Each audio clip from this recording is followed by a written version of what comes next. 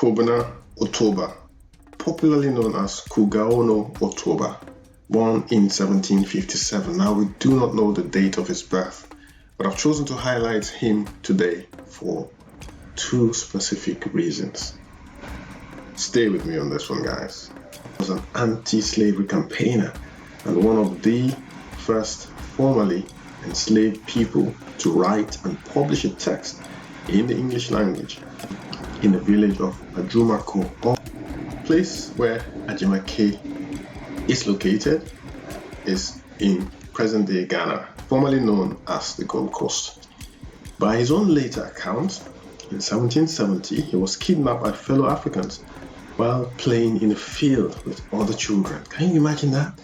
And sold to Europeans into slavery in exchange for, wait for this, in quote, a gun. As a child, was given a gun, a piece of cloth, and some lead. Transported to the West Indies via the notorious Middle Passage, he gives a harrowing account of an attempt by the desperate captives to sink the boat. In the Christian faith saved you from enslavement, which I don't think is fair, I mean, I'm talking about fairness. Now, this was 1773. So the church at this time, this is a rhetorical question, I'm guessing. I'm sure if you go read your history, you would find out that the church had a huge hand in slavery. So this guy was protected from being enslaved again because he professed Christianity. What about those who refuse to profess Christianity?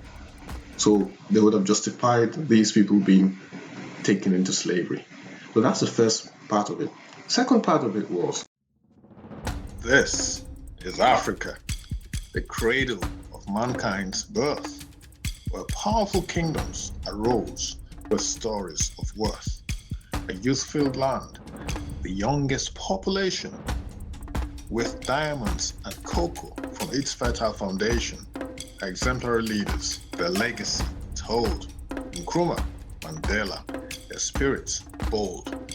From Johnson Sirleaf's Liberia, where freedom lies, and her first female leader, so wise. Let courage and dreams unite as one for a brighter tomorrow where greatness is spun. In this beautiful, colorful, and friendly domain, greatness awaits, where hopes shall not wane, where tales of triumph weave a tapestry. Welcome to Today in African History.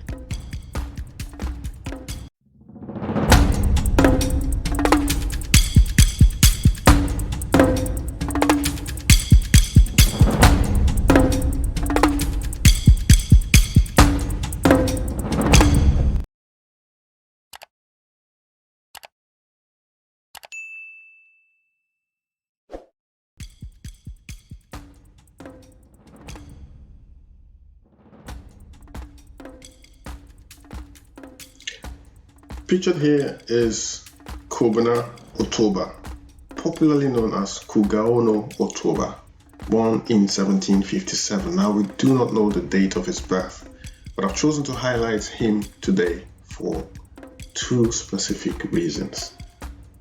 Stay with me on this one, guys. The plaque pictured in the thumbnail was erected in 2020 by English Heritage at Schomburg House. So you can go check this out if you're in town. It's located at 80 to 82 Pall Mall, London, postcode SW1Y5HF, located in the city of Westminster. Quobna Ottobah was an anti-slavery campaigner and one of the first formerly enslaved people to write and publish a text in the English language. He is commemorated with a blue plaque at Schomburg House on Pall Mall, where from about 1784 until 1791, he worked as a servant while writing and campaigning. Quobna Ottobah was born in the village of Ajumako, also spelled Ajimake, Agimaque. Now that QE sounds very French to me, but Ajimake is the pronunciation, I think. The correct pronunciation. Tell me if you're a Ghanaian, you're watching this, is this Ajumako or Ajimake? Now, the place where Ajimake is located is in present-day Ghana, formerly known as the Gold Coast. By his own later account, in 1770, he was kidnapped by fellow Africans while playing in a field with other children. Can you imagine that? And sold to Europeans into slavery. In exchange for, wait for this, in quote, a gun. As a child, was given a gun, a piece of cloth, and some lead. Transported to the West Indies via the notorious Middle Passage, he gives a harrowing account of an attempt by the desperate captives to sink the boat. Death seemed preferable to life on board. Quobna worked in a slave gang on plantations in Grenada and other islands for nearly 2 years. At the end of 1772, he was taken to England by a prominent slave owner, Alexander Campbell, and on the 20th of August 1773, he was baptized as John Stewart, a black, aged 16 years at St. James's, Piccadilly. He implies, in his own account, that the conversion to Christianity had been intended to stop him from being sold into slavery again, although it seems he did later develop a Christian faith that was authentic and meaningful to him. Guys, I'm going to pause here for a while. Now, based on what I've just read, it seems as though being converted into a Christian or professing the Christian faith saved you from enslavement, which I don't think is fair, I mean, I'm talking about fairness now. This was 1773. So the church at this time, this is a rhetorical question, I'm guessing. I'm sure if you go read your history, you'll find out that the church had a huge hand in slavery. So you were protected from slavery if you were a baptized Christian, if you profess Christianity. I just find the whole thing ridiculous. So you would feel okay after reading your Bible from Genesis to Revelation as a priest or some member of the clergy. Presumably you understood your Bible better than the rest of the masses of the congregation, and you still allowed slavery to carry on. I do know that it's because of the church that slavery stopped, but the fact that the church turned its blind eye to slavery for centuries. So this guy was protected from being enslaved again because he professed Christianity. What about those who refuse to profess Christianity? So they would have justified these people being taken into slavery. So that's the first part of it. Second part of it is there's some African Americans who till today would say they don't want anything to do with their brothers and sisters on the African continent. What's the reason? Because their ancestors, so the ancestors of these Africans, sold the ancestors of our African Americans into slavery, and they ended up in America. And of course they were mistreated, and we all know what happened at the end of the day. So my own take on this is, the people who caused this pain to your ancestors are no longer alive. The people who live on the African continent today are their descendants. You are also the descendants of these people. Okay? We should forgive one another and move on. Forgive one another and move on. Get on with our lives, cooperate, and forge a better life for ourselves and our children and our children's children. We cannot change history. We cannot change the past. We can only apologize for the past and move on with our lives, So that's what I want to say. I'm just going to round up with Quobna Ottobah. So, it's not known how Quobna gained his freedom, but it may be significant that in the same year Quobna came to England, the Lord Chief Justice, Lord Mansfield, ruled that an attempt to send a formerly enslaved person back into slavery was unlawful. So that's the power of the courts. That is how the courts, even in the United States of America, helped African Americans, because there's a respect for the law, there's a respect for rule and order in most Western countries. Yes, things have been done that were unlawful, but by and large, there's a respect for the law. If the law states this, then those who grew up in the West, Western governments, they tend to, most of the time, obey the law to the letter compared to other countries of the world. So this is a relative thing now. No one is perfect. I'm not saying the Western governments are perfect. They're far from perfect. But one thing I know for sure is that, by and large, in most cases, they respect the law. And that was what helped Quobna and has helped African Americans over the years. So that's it for Quobna's gist, for the history of this African slave who ended up in the United Kingdom in London's Pall Mall, the city of Westminster, which is a nice area of London. It's a posh, so-called posh area. Wealthy people live there, so they would have taught him to read and write. Those who he spent his time with, who he served, would have taught him to read and write, and he wrote this story about his life. So go Google up his book and find out more about Quobna and how he was sold into slavery, his living conditions in England at the time, and you might learn a thing or two. Last but not least, we come to Brazzaville. The year was 1880. Brazzaville, the capital and largest city of the Republic of the Congo, was founded on this day in 1880. The city was on the site of Quobna, a Bateke village, and was named after its part African founder, explorer, Pierre Sauvignon de Brazza. So when they say part African founder, probably a mixed race person.